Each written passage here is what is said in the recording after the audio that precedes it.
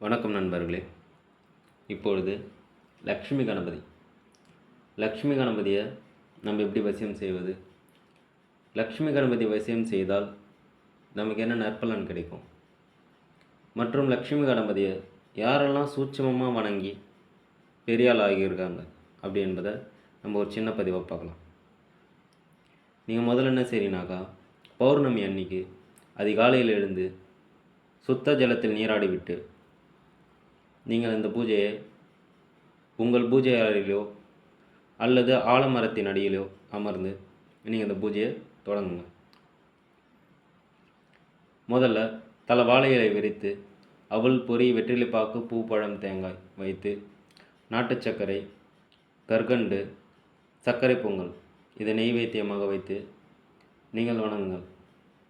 வணங்கும் பொழுது சிகப்பு ஆடையோ அல்லது மஞ்சள் ஆடையோ அணிந்து உங்கள் வலது கையில் தாமரை பூ 1 3 5 எண்ணிக்கையில் வச்சுக்கோங்க.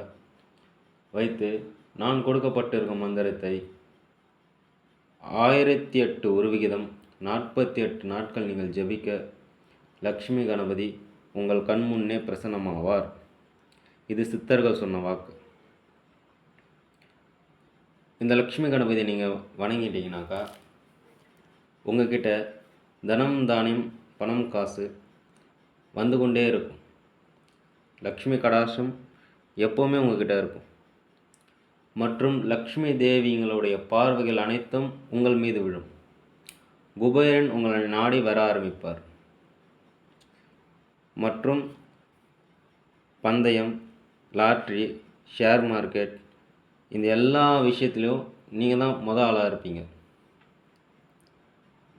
பெரிய பெரிய கடைகளுக்கெல்லாம் நீங்கள் போய் பார்த்தீங்கன்னாக்கா உள்ளே நீங்கள் நுழையும் போதே ஒரு லக்ஷ்மி சிலை வச்சுருப்பாங்க.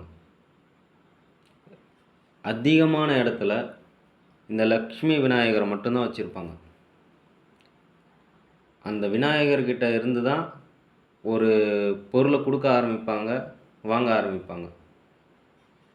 அது போல் இருக்கிற இடம்லாம் பார்த்தீங்கன்னாக்கா பெரிய பெரிய கடையாக இருக்கும், பெரிய பெரிய ஆளுங்களாக இருப்பாங்க. அதுபோல தான் இந்த லக்ஷ்மி கணபதியை அதுபோல் ஆட்கள் தான் சூட்சமமாக வணங்குவாங்க. இதை நீங்கள் வணங்குங்க, வாழ்க்கையில் வெற்றி பெறுங்க. நன்றி.